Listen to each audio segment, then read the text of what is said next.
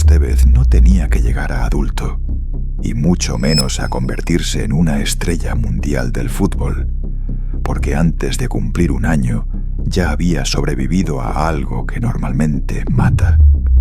Una quemadura brutal que le dejó una cicatriz eterna en el rostro y una marca invisible en la cabeza. Y mientras otros niños aprendían a caminar, él aprendía a esquivar balas, a dormir con sirenas de fondo y a entender que en Fuerte Apache la vida no se pierde de golpe, sino de a poco. Y esa cicatriz que el mundo vio como símbolo de orgullo nació del mismo lugar que su rabia, su silencio y su forma salvaje de jugar. Porque Tevez no salió del barrio para escapar. Salió porque quedarse significaba morir. Y hoy todos conocen al campeón, al ídolo, al Apache. Pero casi nadie conoce la historia real de las decisiones que tuvo que tomar, de las traiciones, de la violencia, del miedo constante y del precio psicológico que pagó por llegar a la cima. Y en este video vas a descubrir lo que realmente ocurrió, lo que se intentó ocultar y por qué. Incluso después de ganar todo, Carlos Tevez nunca logró desprenderse del lugar que lo marcó para siempre. Así que si quieres entender al hombre detrás del mito y escuchar una historia que no se cuenta en entrevistas ni documentales oficiales, suscríbete ahora, porque esta historia no es de fútbol, es de supervivencia. Fuerte Apache. Ese es el nombre que todos conocen, pero pocos entienden realmente. No es solo un barrio, no es solo un conjunto de edificios. Es un territorio, un mundo aparte, un lugar donde las reglas son diferentes, donde la ley del Estado no siempre llega, donde la supervivencia es un arte que se aprende desde niño. Está ubicado en Ciudadela, partido de 3 de febrero, en el conurbano bonaerense, a pocos kilómetros del centro de Buenos Aires. Pero esos kilómetros son una distancia enorme, una brecha que separa dos realidades completamente diferentes. En el centro hay calles limpias, seguridad, oportunidades. En Fuerte Apache hay pobreza, violencia, droga, muerte. Y en ese lugar, el 5 de febrero de 1984, nació Carlos Alberto Martínez. Ese era su apellido de nacimiento, Martínez, aunque después tomaría el apellido de quien lo crió, Tevez. Porque en Fuerte Apache, la familia no siempre es la que te da la sangre, sino la que te da la vida. Los edificios de Fuerte Apache son bloques de cemento gris, edificios monobloque, construidos en los años 70 como parte de un proyecto de vivienda social. Eran viviendas para trabajadores, para familias humildes que necesitaban un techo, pero con el tiempo, esos edificios se convirtieron en otra cosa. Se convirtieron en refugio para los más pobres, para los que no tenían ningún otro lugar a donde ir. Y con la pobreza llegó el desempleo. Con el desempleo llegó la desesperación. Y con la desesperación llegó la violencia.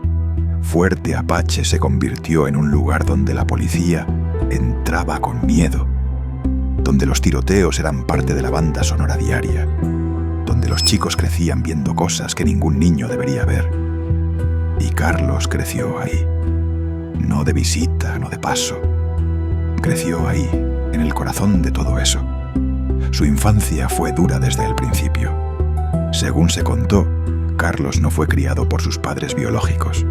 Su madre, Fabiana Martínez, era muy joven cuando lo tuvo, apenas una adolescente que no estaba preparada para ser madre. Y su padre biológico tampoco estuvo presente. Quien lo crió fue su tía segunda, la hermana de su padre, y el esposo de ella, Juan Alberto Tevez. Ellos fueron quienes le dieron un hogar, quienes le dieron comida, quienes lo cuidaron como si fuera su propio hijo. Y Carlos, aunque después supo la verdad, siempre los consideró sus padres. Les decía mamá y papá, y cuando tuvo la edad suficiente para decidir, tomó el apellido Tevez legalmente, porque para él ellos eran su verdadera familia. Pero ni siquiera el amor de una familia puede protegerte completamente cuando creces en un lugar como Fuerte Apache.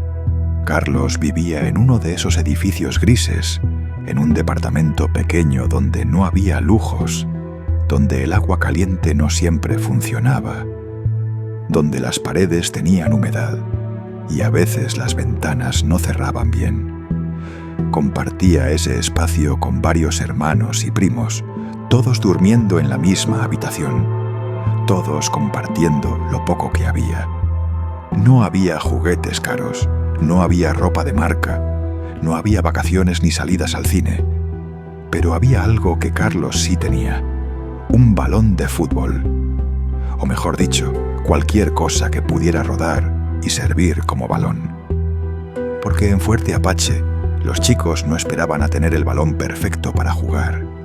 Jugaban con lo que fuera, con una pelota desinflada, con una botella de plástico, con trapos atados, y jugaban en cualquier lugar, en las calles de tierra, entre los edificios, en canchas improvisadas, donde las porterías eran 2 piedras o 2 zapatillas. Y Carlos jugaba todo el tiempo. Era pequeño, flaco, con piernas cortas y una cara que parecía siempre seria, como si estuviera enojado con el mundo. Pero cuando jugaba al fútbol, algo cambiaba, se transformaba. Corría con una velocidad que no parecía posible para alguien de su tamaño. Esquivaba a jugadores más grandes con una facilidad insultante. Peleaba cada pelota como si su vida dependiera de ello. Y en cierto modo, dependía. Porque el fútbol no era solo un juego para Carlos. Era una salida, una forma de soñar con algo más, una manera de sentir que tal vez, solo tal vez, había algo mejor esperándolo en algún lugar. Pero la violencia siempre estaba ahí, siempre presente, siempre amenazando. Fuerte Apache en los años 80 y 90 era un polvorín. Había bandas, había droga, había ajustes de cuentas que terminaban en tiroteos. Los chicos que crecían ahí tenían que aprender a moverse rápido, a saber cuándo quedarse en casa, cuándo salir corriendo, cuándo no hacer preguntas. Y Carlos aprendió. Vio cosas que ningún niño debería ver. Vio peleas, vio sangre, vio armas. Muchos aseguran que algunos de sus amigos de la infancia terminaron metidos en el mundo del crimen, que algunos murieron antes de cumplir 20 años, que algunos están presos o desaparecidos. Y Carlos pudo haber sido uno de ellos, porque cuando creces en un lugar así, las opciones son limitadas. Puedes intentar salir o puedes quedarte y convertirte en parte de eso. Y la mayoría se queda, porque salir parece imposible.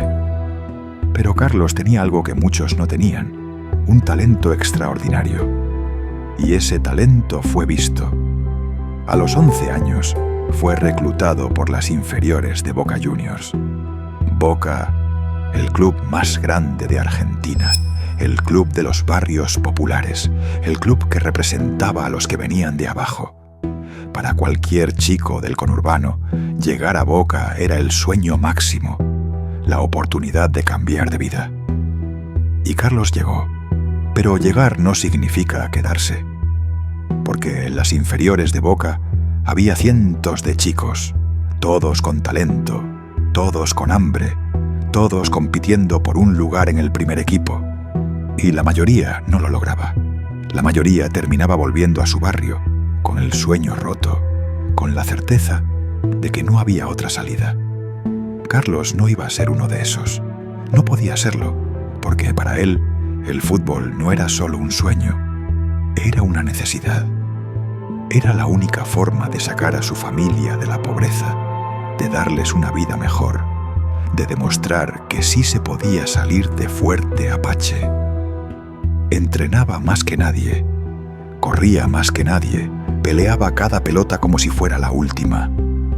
Los entrenadores lo notaban, Veían esa intensidad, esa garra, esa forma de jugar que no se puede enseñar. Pero también veían algo más. Veían la rabia. Veían que Carlos jugaba como si estuviera enojado, como si cada partido fuera una guerra. Y en cierto modo, lo era. Porque para Carlos, perder no era una opción. Perder significaba volver a Fuerte Apache sin nada. Significaba aceptar que no había salida. Significaba rendirse. Y él no iba a rendirse. Y entonces pasó algo que marcaría su vida para siempre. Algo que quedaría grabado en su rostro, literalmente. Carlos tenía 10 años, tal vez 11, las versiones varían.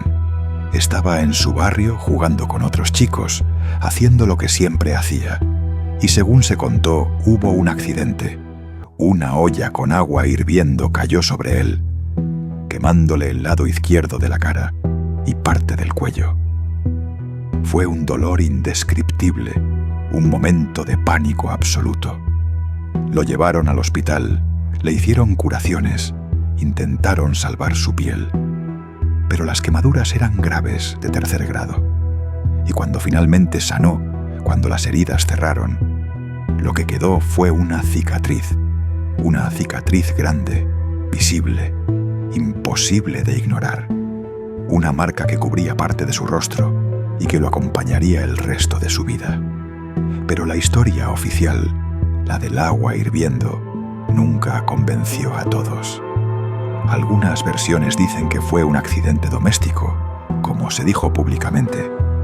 Otras versiones, las que circulan en voz baja, las que se cuentan en Fuerte Apache, pero que nunca llegaron a los medios de manera oficial, dicen que fue otra cosa, que hubo violencia, que hubo algo más oscuro detrás de esa quemadura, que tal vez no fue agua, que tal vez fue algo peor, que tal vez alguien lo hizo a propósito, que tal vez fue un castigo, un ajuste de cuentas, algo relacionado con el mundo turbio en el que estaba sumergido su barrio. Nunca se aclaró del todo. Carlos nunca habló en detalle sobre lo que pasó, y los pocos que saben la verdad guardaron silencio. Lo que sí es cierto es que esa cicatriz se convirtió en parte de su identidad. La gente lo reconocía por ella, los periodistas preguntaban por ella, los rivales la señalaban. Y Carlos aprendió a vivir con ella, a aceptarla, a convertirla en parte de su historia. Pero también aprendió a no hablar de ella, a no dar explicaciones, a mantener el misterio. Porque en Fuerte Apache hay cosas que es mejor no contar. Esa cicatriz podría haber destruido a cualquiera. Podría haber sido una fuente de vergüenza, de inseguridad, de rechazo. Pero para Carlos fue lo contrario. Fue una marca de supervivencia. Fue la prueba de que había pasado por el fuego, literalmente, y había salido del otro lado. Y eso le dio una fuerza mental que pocos tienen. Le dio la certeza de que si había sobrevivido a eso, podía sobrevivir a cualquier cosa. Y cuando entraba a una cancha de fútbol, cuando los rivales lo miraban, cuando intentaban intimidarlo, él sabía que no podían hacerle nada peor de lo que ya había vivido. Esa cicatriz era su armadura, su recordatorio constante de que era un superviviente, y sobrevivió. A los 16 años, Carlos Tevez debutó en la primera división de Boca Juniors. Era el 25 de octubre de 2001 y el partido era contra Talleres de Córdoba.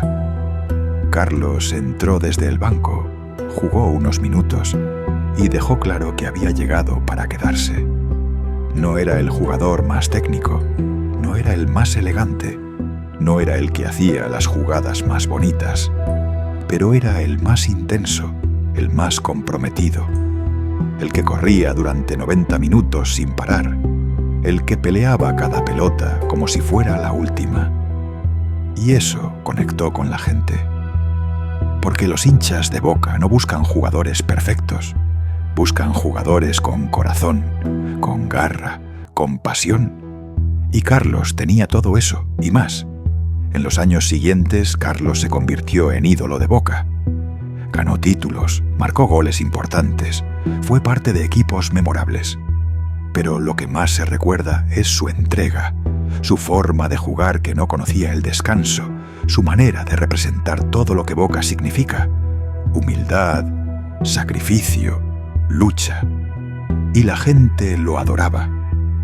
No solo por lo que hacía en el campo, sino por lo que representaba. Carlos era uno de ellos. No era un jugador que venía de una familia rica. No era alguien que había tenido todo fácil. Era un chico de Fuerte Apache que había logrado salir, que había llegado a lo más alto, pero que nunca olvidó de dónde venía y nunca olvidó. Incluso cuando se hizo famoso, incluso cuando empezó a ganar dinero, incluso cuando el mundo entero conocía su nombre, Carlos seguía volviendo a Fuerte Apache. No solo de visita, no solo para tomarse fotos.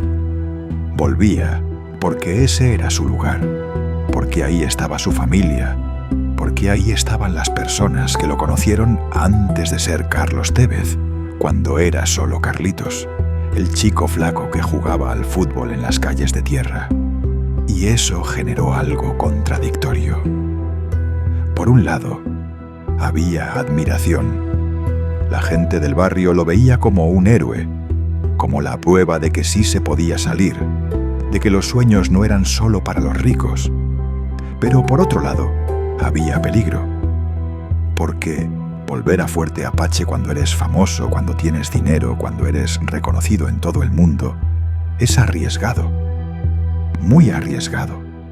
Muchos aseguran que Carlos tenía vínculos con personas del barrio que no eran precisamente empresarios o profesionales, que mantenía relaciones con gente que estaba involucrada en cosas turbias, en el mundo del crimen, de las armas, de la droga. Y eso no era raro, porque cuando creces en un lugar como Fuerte Apache, tus amigos de la infancia no siempre toman el camino correcto. Algunos se meten en problemas, algunos terminan en la cárcel, algunos mueren jóvenes. Y Carlos, que había logrado salir, que había triunfado, no cortó esos lazos, no dio la espalda a esas personas. Y eso generó rumores, habladurías, preguntas que nunca fueron respondidas del todo. ¿Hasta dónde llegaban esos vínculos? ¿Eran solo amistades de la infancia o había algo más? ¿Carlos estaba involucrado en algo oscuro o simplemente era leal a las personas que lo conocieron antes de ser famoso? Nunca se aclaró del todo. Lo que sí se sabe es que hubo episodios extraños, situaciones que levantaron sospechas. Hubo operativos policiales en Fuerte Apache donde se mencionó el nombre de personas cercanas a Carlos. Hubo detenciones, hubo investigaciones, hubo rumores de que el entorno de Tevez estaba vinculado con bandas que controlaban el tráfico de drogas en la zona, pero nunca se pudo probar nada directamente contra él. Carlos siempre mantuvo su versión, que él solo ayudaba a su barrio, que él solo era leal a su gente, que él no tenía nada que ver con el crimen. Y tal vez era cierto, o tal vez en un lugar como Fuerte Apache, las líneas entre lo legal y lo ilegal son tan difusas que es imposible no cruzarlas en algún momento. Lo que sí es indiscutible es que Carlos vivió situaciones de violencia que muy pocos futbolistas viven. En 2004, cuando ya era una estrella de Boca, Carlos fue secuestrado. Sí, secuestrado. Fue interceptado por hombres armados que lo obligaron a subir a un auto y lo tuvieron retenido durante horas. Querían dinero, querían un rescate, querían aprovecharse de que Carlos era famoso y tenía plata. Fue una experiencia traumática, aterradora, que pudo haber terminado mucho peor. Pero Carlos salió vivo. Y aunque los detalles exactos nunca se hicieron públicos, muchos aseguran que fue su entorno, su gente de Fuerte Apache, quienes lo ayudaron a salir de esa situación. que hubo negociaciones, que hubo presiones, que hubo cosas que es mejor no contar. Y Carlos, una vez más, no dio detalles, solo agradeció estar vivo y siguió adelante. Ese episodio dejó claro algo que muchos ya sospechaban. Carlos Tevez no vivía una vida normal. No era un futbolista que terminaba el entrenamiento y se iba a su casa tranquilo. Era alguien que cargaba con el peso de su origen, que tenía que cuidarse, que sabía que su éxito también lo convertía en un objetivo. Y eso lo marcó. Lo hizo más desconfiado, más reservado, más consciente de que el peligro siempre estaba cerca. En 2005, Carlos dejó Boca y se fue a Brasil, al Corinthians. Fue una transferencia polémica, rodeada de misterios financieros, de intermediarios turbios, de contratos que nunca quedaron del todo claros. Pero lo que sí quedó claro fue que Carlos seguía jugando como siempre, con garra, con intensidad, con esa forma de entregar todo en cada partido. En el Corinthians ganó el campeonato brasileño, se convirtió en ídolo y demostró que su talento no tenía fronteras. Pero su estadía en Brasil también estuvo marcada por la controversia, por acusaciones de que los derechos de su pase estaban en manos de terceros, de que había irregularidades en su contrato, de que había intereses ocultos detrás de su carrera. Y aunque Carlos siempre dijo que él solo jugaba al fútbol, que los negocios eran cosa de otros, las dudas quedaron flotando en el aire. En 2006, Carlos llegó a Europa, primero al West Ham de Inglaterra, en una operación que también estuvo rodeada de polémica. Hubo acusaciones de que su pase violaba las reglas de la Premier League, de que había terceros involucrados que no deberían estarlo, de que todo el asunto era un lío legal. Pero Carlos, ajeno a todo eso, hizo lo único que sabía hacer: jugar al fútbol. Y lo hizo tan bien que salvó al West Ham del descenso, marcando goles cruciales en los últimos partidos de la temporada. Y los hinchas lo adoraron, porque Carlos tenía eso, esa capacidad de conectar con la gente, de hacer que lo quisieran, de representar la lucha del que viene de abajo, y no se rinde nunca. Después del West Ham, llegó el Manchester United, el club más grande de Inglaterra, uno de los más grandes del mundo.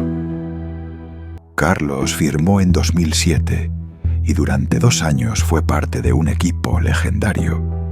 Jugó junto a Cristiano Ronaldo, Wayne Rooney, Ryan Giggs, Paul Scholes. Ganó 2 Premier League, ganó una Champions League. Fue parte de la historia del United. Pero incluso ahí, en la cima del fútbol mundial, Carlos nunca dejó de ser el Apache.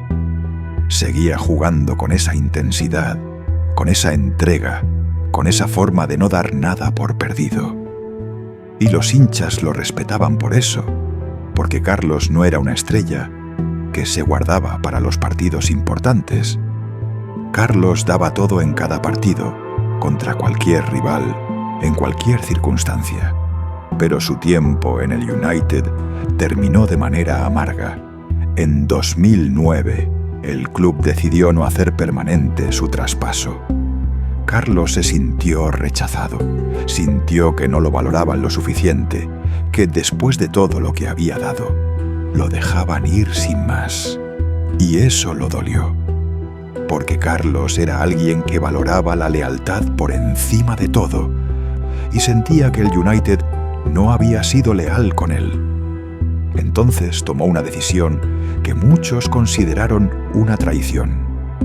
Se fue al Manchester City, el rival del United, el club que estaba empezando a emerger como una potencia gracias al dinero de sus dueños árabes. Y en el City, Carlos se convirtió en leyenda. Fue el líder de un equipo que ganó la Premier League en 2012, después de más de 40 años sin lograrlo. Marcó goles fundamentales, fue el capitán.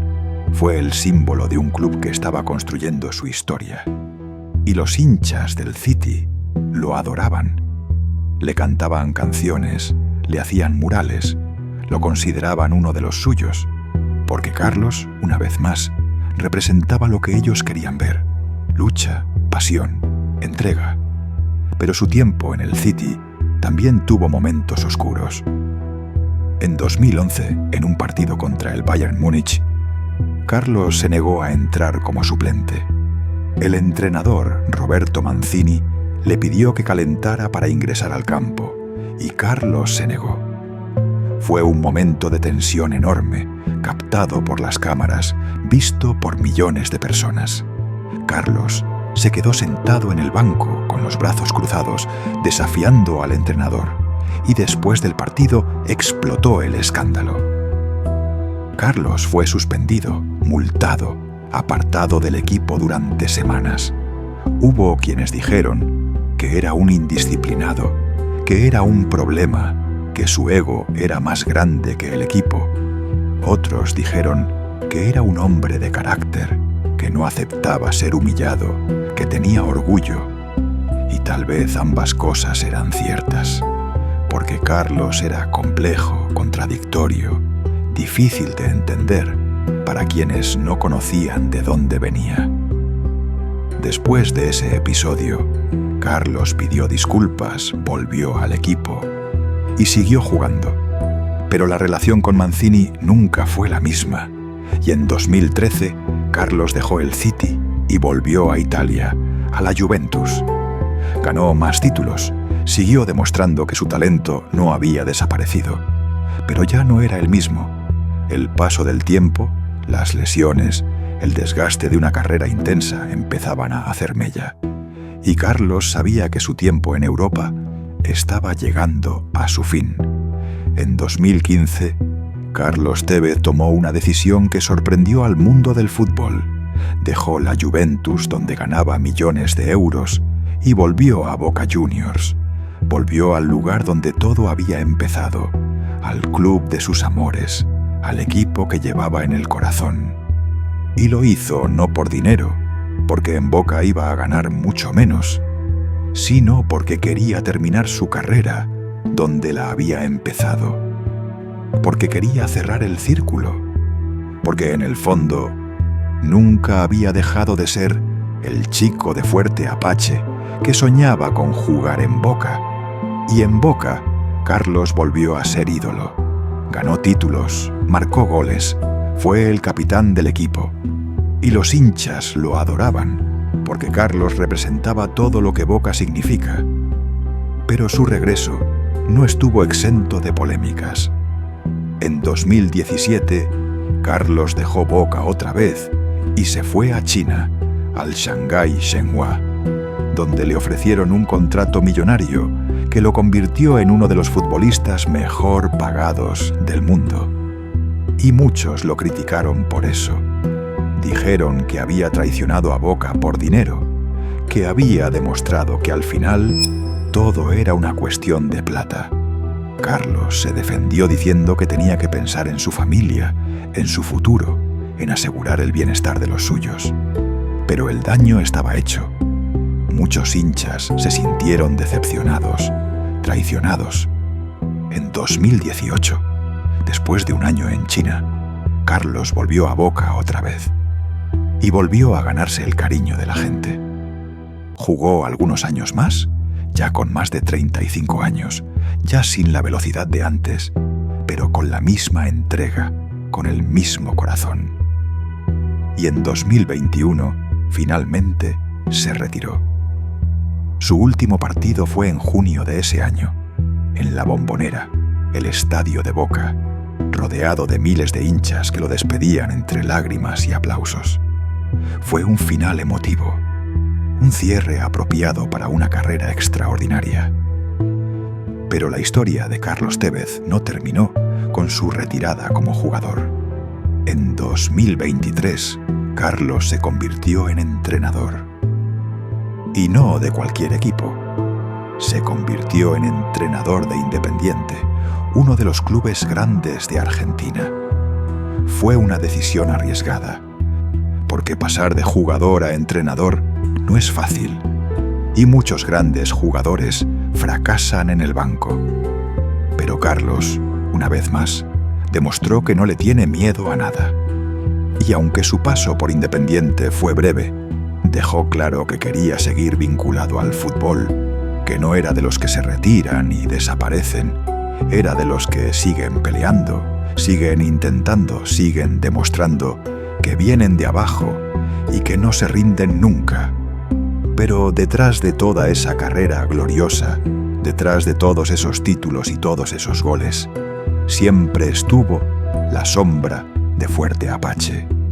Siempre estuvo la pregunta de hasta dónde llegaban los vínculos de Carlos con el mundo oscuro de su barrio.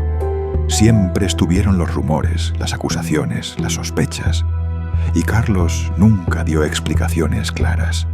Nunca se abrió completamente. Nunca contó toda la verdad. Y tal vez es mejor así, porque hay cosas que cuando vienen de un lugar como Fuerte Apache es mejor no contar. Hay historias que solo se cuentan en voz baja, entre personas de confianza, lejos de las cámaras y los micrófonos.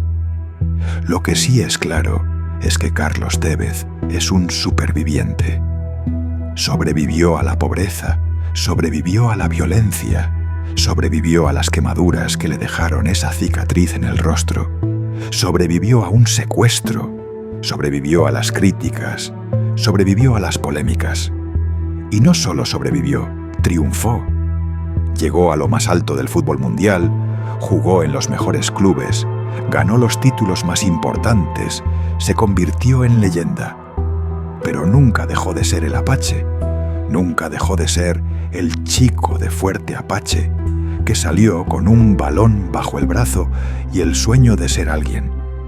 Y hoy, cuando uno piensa en Carlos Tevez, es difícil no pensar en toda esa complejidad, en el jugador extraordinario y en el hombre con un pasado oscuro, en el ídolo adorado por millones y en el tipo rodeado de controversias, en el superviviente que salió adelante y en el que nunca pudo o nunca quiso desprenderse de donde vino. Porque Carlos Tevez es todo eso al mismo tiempo. Es luz y oscuridad, es gloria y sombra, es el sueño cumplido y la pregunta sin respuesta. Y tal vez eso es lo que hace que su historia sea tan fascinante, que no es una historia simple, que no es una historia que se pueda contar en blanco y negro. Es una historia llena de grises, llena de contradicciones, llena de preguntas que probablemente nunca tendrán respuesta. Una historia que nos recuerda que las personas no son solo lo que vemos en el campo, que detrás de cada jugador hay una vida, un pasado, un contexto que lo define, y que a veces ese contexto es tan complejo, tan duro, tan violento, que es imposible dejarlo atrás completamente, por más éxito que se tenga. Entonces, ¿quién es realmente Carlos Tevez? ¿El héroe de Fuerte Apache que demostró que sí se puede salir? ¿O el hombre que nunca cortó los lazos con un mundo oscuro y peligroso? ¿El jugador entregado que dio todo en cada partido? ¿O el tipo conflictivo que se peleó con entrenadores y que tomó decisiones cuestionables? Tal vez es todo eso, o tal vez es algo que solo él sabe. Porque al final, Carlos Tevez sigue siendo un misterio con una cicatriz en el rostro que cuenta una historia que nunca fue contada del todo.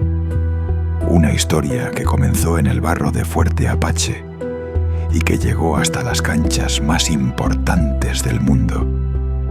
Una historia que sigue abierta, que sigue generando preguntas, que sigue sin tener un final claro. Y quizás ese es el legado más poderoso de Carlos Tevez, que su historia no terminó, que sigue ahí, en algún lugar entre la gloria y la sombra, entre el triunfo y el misterio, entre el sueño cumplido y las preguntas que nadie se atreve a hacer en voz alta. Título 2. Conor McGregor. Drogas, agresiones, escándalos sexuales, caída pública en tiempo real. Me visualicé millonario antes de tener dinero.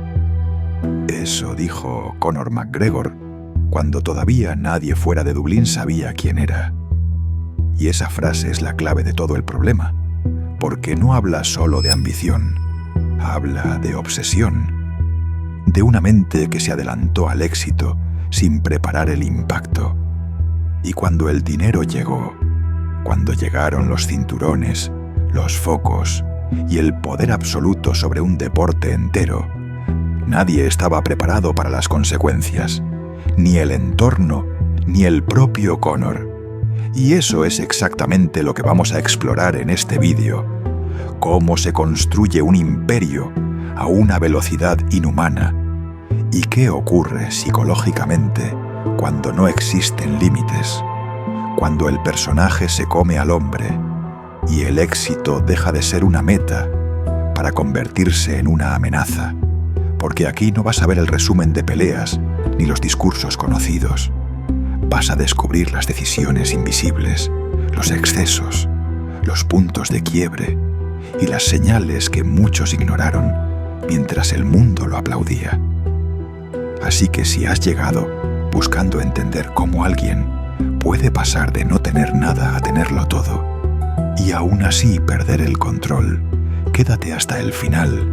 Dale like y suscríbete, porque esta no es solo la historia de Conor McGregor, es la historia del precio real del éxito cuando llega sin frenos. Hay nombres que representan el ascenso meteórico, la conquista del mundo a base de palabras y puños. Nombres que se convierten en marcas, en imperios, en símbolos de una época. Pero también hay nombres que representan la caída, el descontrol, el precio que se paga cuando el éxito llega demasiado rápido y sin frenos. Esta es la historia de uno de esos nombres, la historia de un hombre que pasó de cobrar ayuda social en Dublín a tener $200 millones en el banco. Un hombre que conquistó 2 divisiones de peso en la UFC, que peleó contra Floyd Mayweather en el combate más lucrativo de la historia, que se convirtió en el rostro de un deporte. Pero también un hombre cuya vida personal se convirtió en un espectáculo de escándalos, acusaciones, violencia y autodestrucción.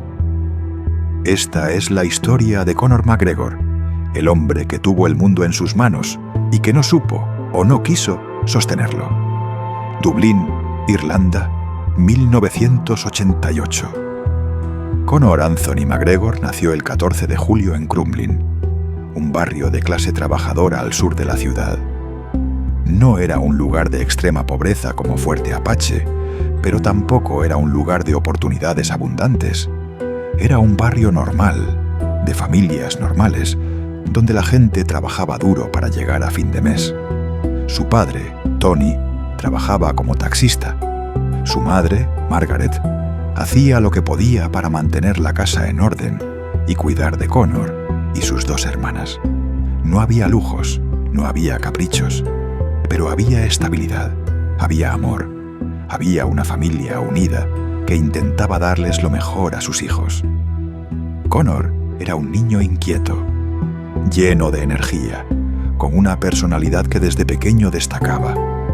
No era el más grande ni el más fuerte, pero tenía algo en su forma de ser, una confianza, un descaro, una manera de hablar que llamaba la atención. En la escuela no era el mejor estudiante, las clases no le interesaban demasiado, pero cuando había que hablar, cuando había que presentarse, cuando había que hacerse notar, Conor siempre estaba ahí. Y eso, esa capacidad de llamar la atención, de hacer que la gente lo mirara, se convertiría en una de sus mayores armas años después. A los 12 años, Conor comenzó a entrenar boxeo. Su padre lo llevó a un gimnasio local, pensando que sería bueno para él, que le daría disciplina, que le enseñaría a defenderse. Y Conor encontró algo ahí. No solo la pelea, sino una forma de canalizar toda esa energía que tenía toda esa necesidad de demostrar algo. No era el mejor peleador del gimnasio. Había chicos más grandes, más experimentados. Pero Conor tenía algo que muchos no tenían: una confianza absoluta en sí mismo. Creía que podía ganar, creía que era especial, creía que estaba destinado a algo, o más grande, y esa creencia, por más que sonara arrogante, por más que muchos se burlaran de ella, fue lo que lo impulsó hacia adelante. Cuando terminó la escuela, Conor intentó seguir el camino convencional. Estudió plomería, se hizo aprendiz, trabajó algunos años en eso. Ganaba un sueldo modesto, ayudaba en casa, vivía una vida normal. Pero en el fondo sabía que eso no era para él. Sabía que estaba destinado a algo más, aunque no supiera exactamente qué. Seguía entrenando, ahora no solo boxeo, sino también artes marciales mixtas. La UFC estaba empezando a ser popular en Europa, y Conor veía esas peleas y pensaba: yo puedo hacer eso, yo puedo ser mejor que ellos. Y aunque todos a su alrededor le decían que era un sueño imposible, que las probabilidades eran mínimas, que debería quedarse con su trabajo estable, Conor no escuchaba, porque él nunca fue de los que escuchan. A los 21 años, Conor tomó una decisión que muchos consideraron una locura. Dejó su trabajo de plomero, se inscribió en el subsidio por desempleo del gobierno irlandés y decidió dedicarse completamente a las artes marciales mixtas. Vivía con 188 euros a la semana, lo justo para sobrevivir. Su familia estaba preocupada, sus amigos pensaban que estaba tirando su vida por la borda, pero Conor tenía una certeza absoluta. Sabía que si no lo intentaba, si no apostaba todo, se arrepentiría el resto de su vida. Así que apostó. Apostó todo lo que tenía, que no era mucho, pero apostó su tiempo, su energía, su futuro, y empezó a pelear. Sus primeras peleas fueron en pequeñas organizaciones irlandesas, en eventos que apenas reunían a unos cientos de personas, en lugares que no tenían nada que ver con los grandes estadios que llegaría a llenar después. Pero Conor peleaba como si cada combate fuera por un título mundial. Ganaba, y cuando ganaba, no solo celebraba, hablaba. Hablaba de lo bueno que era, de lo que iba a lograr, de cómo iba a conquistar el mundo. Y la gente se reía, pensaba que era un fanfarrón, un tipo arrogante que hablaba demasiado. Pero Conor seguía ganando, y seguía hablando. Y poco a poco, la gente empezó a prestarle atención. En 2013, Conor firmó con la UFC, la organización más importante de artes marciales mixtas del mundo. Fue un momento crucial, el momento que había estado esperando durante años, y Conor no lo desaprovechó. En su primera pelea en la UFC, en Estocolmo, noqueó a su rival en poco más de 1 minuto. Y después de la pelea, tomó el micrófono y dijo algo que nadie esperaba. Dijo que algún día iba a ser campeón de 2 divisiones al mismo tiempo, algo que nunca se había hecho en la historia de la UFC. Y la gente volvió a pensar que estaba loco, que hablaba demasiado, que su boca era más grande que su talento. Pero Conor no se inmutó.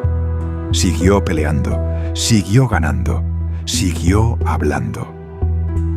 Y lo que lo hizo diferente, lo que lo separó de todos los demás peleadores, no fue solo su habilidad en el octágono, sino su habilidad fuera de él. Conor entendió algo que muy pocos peleadores entienden: que en el mundo del deporte de combate no basta con ser bueno, hay que ser interesante. Hay que vender peleas, hay que generar atención, hay que hacer que la gente quiera verte, ya sea para apoyarte o para verte perder. Y Conor era un maestro en eso. Hablaba sin parar. Insultaba a sus rivales, predecía en qué round los iba a noquear, se vestía con trajes caros llegaba a las conferencias de prensa en autos de lujo. Era un showman, un vendedor nato, alguien que entendía que el combate empezaba mucho antes de entrar al octágono. Y funcionó. Las peleas de Conor empezaron a vender más que las de cualquier otro peleador. La gente compraba boletos, pagaba por verlo en televisión, hablaba de él en las redes sociales. Conor se convirtió en una estrella, en una celebridad, en alguien que trascendía el deporte. Y con esa fama llegó el dinero. Mucho dinero. Contratos millonarios, patrocinios, acuerdos publicitarios. En pocos años, Conor pasó de vivir con un subsidio del gobierno a tener millones en el banco. Y no lo ocultaba, todo lo contrario, lo mostraba. Publicaba fotos de sus autos, de sus relojes, de sus casas, de su estilo de vida. Y decía que todo eso era la prueba de que había cumplido su sueño, de que había demostrado que los que no creían en él estaban equivocados. En 2015, Conor peleó por el título mundial de peso pluma contra José Aldo, considerado uno de los mejores peleadores de todos los tiempos. Aldo llevaba 10 años sin perder. Había defendido su título múltiples veces. Era una leyenda. Y Conor, con su habitual arrogancia, dijo que lo iba a noquear en el primer round. Nadie le creyó. Pero cuando la pelea comenzó, Conor hizo exactamente lo que había dicho. 13 segundos. Ese fue el tiempo que le tomó noquear a José Aldo. 13 segundos para convertirse en campeón mundial, para demostrar que no solo hablaba, sino que cumplía. Y esa noche en Las Vegas, frente a miles de personas, Conor se convirtió en una superestrella. Y después de eso, todo se aceleró. Conor siguió peleando, siguió ganando, siguió acumulando títulos y récords. En 2016 subió de categoría y ganó el título de peso ligero, convirtiéndose en el primer peleador en la historia de la UFC en tener 2 cinturones al mismo tiempo. Había cumplido la promesa que hizo en su primera pelea, la promesa que todos pensaron que era una locura. Y el mundo lo miraba con una mezcla de admiración y asombro. Porque Conor no era solo un peleador, era un fenómeno, alguien que hacía cosas que nadie más había hecho, que hablaba como nadie más hablaba, que vivía como nadie más vivía. Pero con el éxito llegó algo más. Llegó el ego desmedido, la sensación de invencibilidad, la idea de que las reglas no aplicaban para él. Y ahí empezó el descenso. Porque Conor, que había construido su imperio a base de disciplina, entrenamiento y sacrificio, empezó a creer que no necesitaba nada de eso.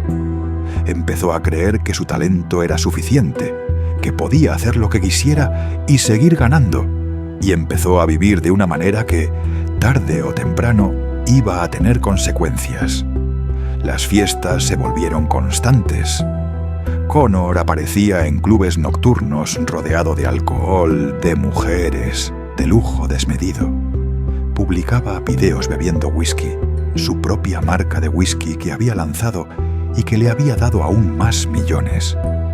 Y aunque al principio parecía parte de su personaje, parte del show, poco a poco quedó claro que no era solo show, que Conor realmente estaba bebiendo, realmente estaba de fiesta, realmente estaba perdiendo el control. Y la gente empezó a preocuparse. Porque uno no puede vivir así y seguir siendo un atleta de élite. El cuerpo no lo aguanta, la mente no lo aguanta. Y entonces empezaron los escándalos. El primero fue en 2018, en Brooklyn. Conor, acompañado de un grupo de personas, irrumpió en un evento de la UFC, donde estaban otros peleadores preparándose para sus peleas. Conor, supuestamente enojado por algo que había pasado con uno de sus compañeros de equipo, lanzó una carretilla de mano contra un autobús donde estaban varios peleadores. Los vidrios se rompieron, algunas personas resultaron heridas. Fue un acto de violencia absoluta, captado en video, visto por millones. Conor fue arrestado, acusado de asalto y vandalismo. Y aunque después llegó a un acuerdo legal y evitó la cárcel, el daño estaba hecho. Su imagen, que había construido cuidadosamente durante años, empezó a resquebrajarse. Pero eso fue solo el principio, porque lo que vino después fue mucho peor. En 2019 empezaron a circular rumores de que Conor había sido arrestado en Irlanda por una acusación de agresión sexual. Los detalles eran vagos al principio. La prensa irlandesa no podía publicar su nombre por razones legales, pero en Internet todos sabían que se trataba de él. Según se contó, una mujer lo había acusado de haberla violado en un hotel de Dublín. La acusación era grave, extremadamente grave, el tipo de acusación que puede destruir una carrera, una reputación, una vida. Conor negó todo. Dijo que era mentira, que era una extorsión, que estaban tratando de sacarle dinero. Y durante años, el caso se mantuvo en silencio, sin avanzar en los tribunales, sin resolverse. Pero el daño ya estaba hecho. Porque aunque no hubiera una condena, aunque no hubiera una resolución oficial, la acusación estaba ahí, flotando en el aire, manchando su imagen. Y la gente empezó a verlo diferente. Ya no era solo el peleador arrogante que hablaba demasiado. Era alguien acusado de algo mucho más oscuro, algo que no se podía ignorar, algo que no se podía justificar con carisma o con victorias en el octágono. Y los problemas siguieron acumulándose. En 2020, en un pub de Dublín, Conor golpeó a un hombre mayor que estaba sentado en la barra. El incidente fue captado en video por las cámaras de seguridad. Se veía claramente a Conor acercándose al hombre, ofreciéndole un trago de su whisky, y cuando el hombre lo rechazó, Conor le dio un puñetazo en la cara. Fue un acto de violencia gratuita, innecesaria, el tipo de cosa que hace alguien que ha perdido completamente el control. Conor fue denunciado, multado, y el video dio la vuelta al mundo. Y otra vez, su imagen quedó más dañada. Pero lo peor estaba por llegar. En 2024, el caso de agresión sexual que había estado dormido durante años, finalmente llegó a juicio.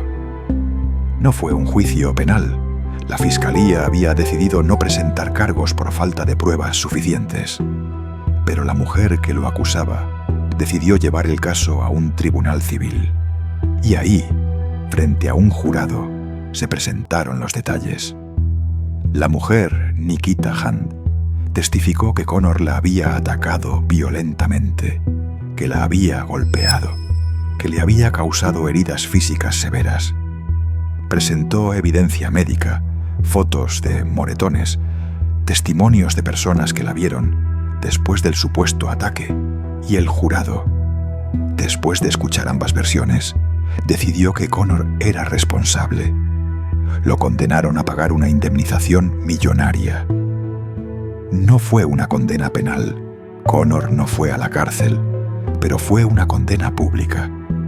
Fue el momento en que quedó claro, al menos para muchos, que Conor McGregor no era solo un tipo arrogante, sino alguien capaz de hacer cosas horribles. Y la caída fue en tiempo real, porque en la era de las redes sociales todo es público, todo es inmediato. Cada escándalo, cada acusación, cada video, cada noticia llegaba a millones de personas en segundos. Y Conor, que había usado las redes sociales para construir su imperio, ahora las veía convertirse en su enemigo. Los patrocinadores empezaron a alejarse. Marcas que habían pagado millones por asociarse con él empezaron a romper contratos. Su marca de whisky, Proper 12, que había sido un éxito enorme, empezó a ser boicoteada. La UFC, que durante años lo había promovido como su mayor estrella, empezó a distanciarse. Y los aficionados, muchos de los que lo habían adorado, empezaron a darle la espalda. Y Conor no ayudaba. Todo lo contrario, parecía decidido a autodestruirse públicamente. Publicaba mensajes incoherentes en redes sociales, atacaba a periodistas, insultaba a cualquiera que lo criticara. Aparecía en videos claramente intoxicado, hablando sin sentido, comportándose de manera errática. Y la gente que lo conocía, que había trabajado con él, empezó a hablar. Dijeron que Conor había cambiado, que el dinero y la fama lo habían corrompido, que ya no era el chico hambriento de Dublín, que entrenaba hasta el agotamiento. Dijeron que ahora era alguien que vivía rodeado de aduladores, de personas que le decían que sí a todo, que nunca le ponían límites, que lo dejaban hacer lo que quisiera porque él era quien pagaba. Muchos aseguran que el problema de Conor con las drogas también empeoró. Aunque él siempre lo negó públicamente, circularon rumores constantes de que consumía cocaína, de que sus cambios de comportamiento, su errático estilo de vida, su aspecto físico que fluctuaba drásticamente, eran señales de un problema serio. Hubo fotos que salieron a la luz donde se le veía en situaciones comprometedoras, en fiestas donde claramente había sustancias ilegales. Y aunque nunca fue arrestado por posesión de drogas, aunque nunca dio positivo en un control antidopaje, los rumores estaban ahí, persistentes, imposibles de ignorar. Su carrera en la UFC también se desmoronó. Después de ganar esos 2 títulos, Conor apenas peleó. Se tomaba años de descanso. Decía que volvería, pero luego cancelaba. Perdió las pocas peleas que tuvo después de su pico de éxito. En 2021 peleó 2 veces contra Dustin Poirier, un rival al que había vencido años atrás, y perdió ambas veces. En la segunda pelea se rompió la pierna de manera horrible, una fractura que lo dejó fuera de acción durante más de 1 año. Y cuando lo vieron en la lona, gritando de dolor, insultando a Poirier incluso mientras lo sacaban en camilla, muchos pensaron: esto es el final. Este es el momento en que Conor McGregor deja de ser una leyenda y se convierte solo en un recuerdo triste de lo que pudo haber sido. Pero incluso después de eso, Conor siguió hablando de volver.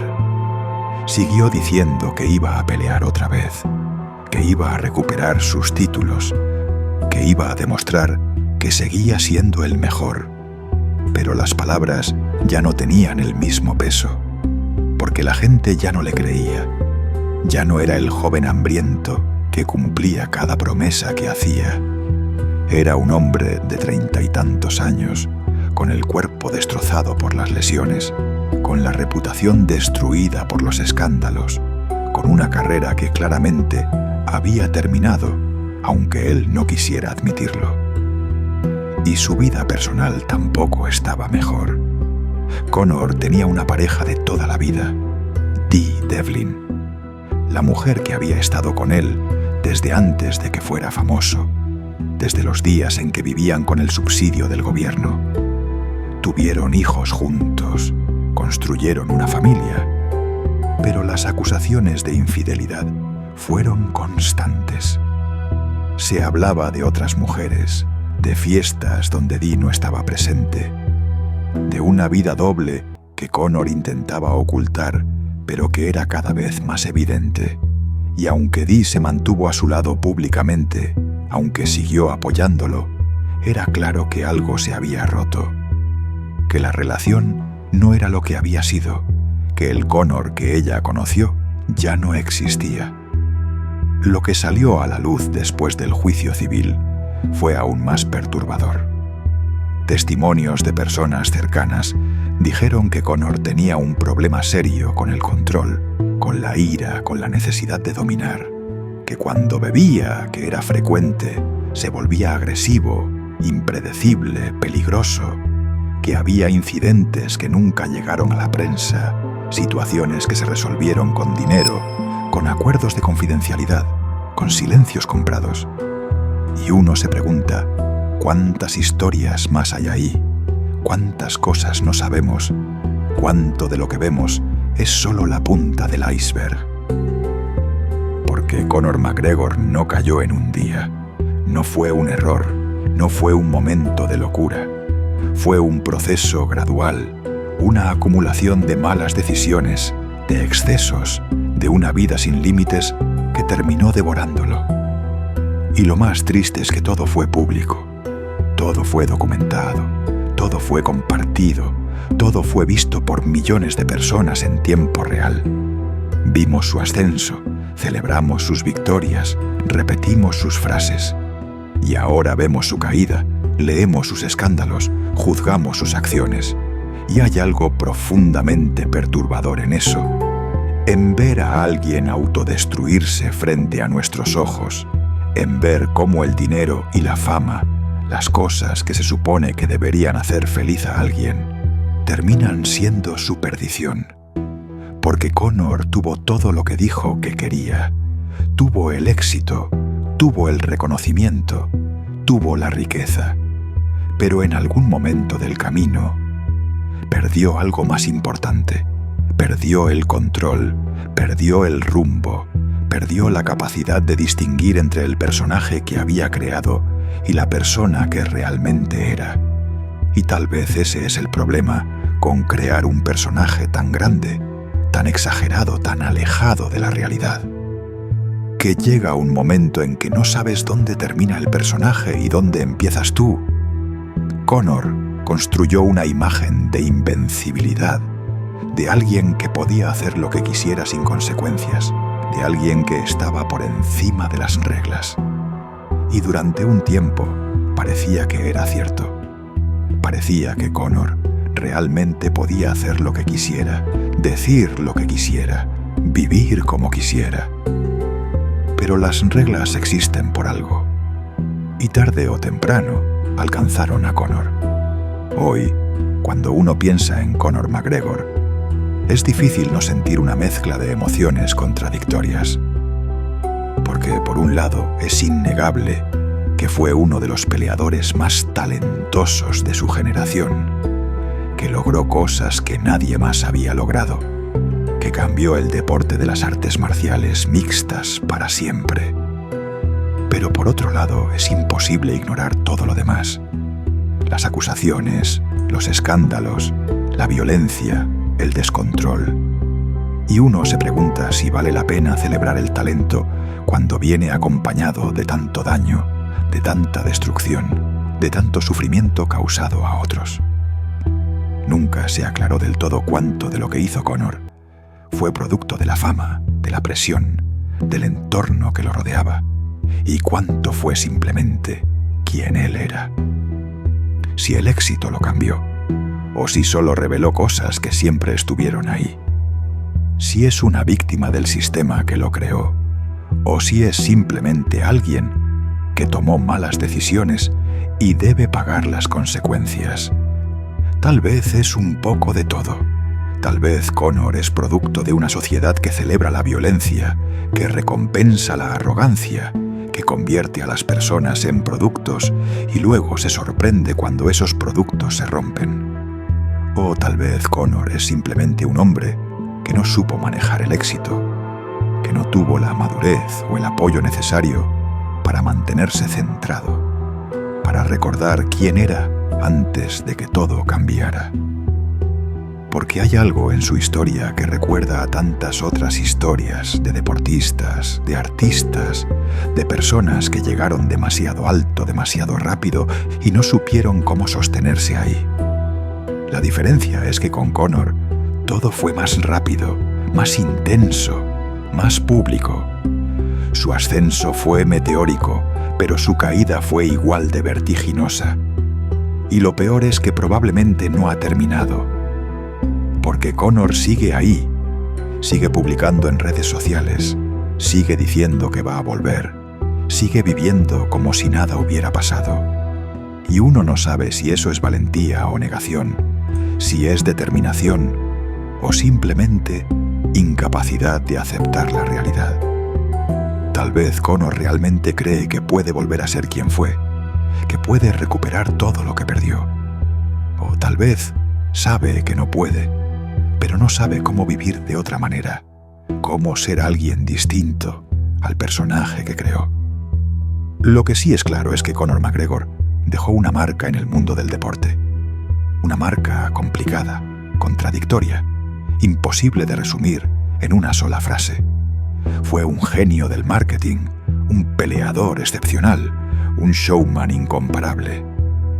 Pero también fue alguien acusado de violencia, de agresión sexual, de abuso. Fue alguien que inspiró a millones, pero que también decepcionó a millones.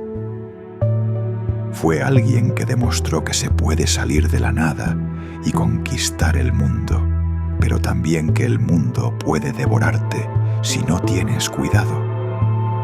Y tal vez esa es la lección más importante de la historia de Conor McGregor, que el éxito no es suficiente, que el talento no es suficiente, que el dinero no es suficiente, que si no tienes algo más, algo interno, algo que te mantenga conectado con la realidad, con tus valores, con las personas que realmente importan, entonces todo lo demás es temporal.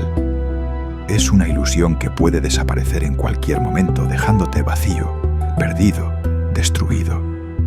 Entonces, ¿quién es Conor McGregor? ¿El chico de Crumlin que se convirtió en campeón del mundo?